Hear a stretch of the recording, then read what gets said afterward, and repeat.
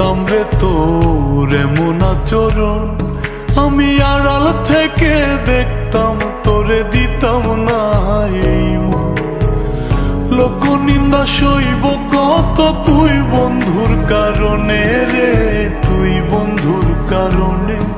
আমি কেন বা পীড়িত কইরাছিলাম না যাই না তোর সনে রে, কেন বা পীড়িত কইরাছিলাম না যাই না তোর সনে।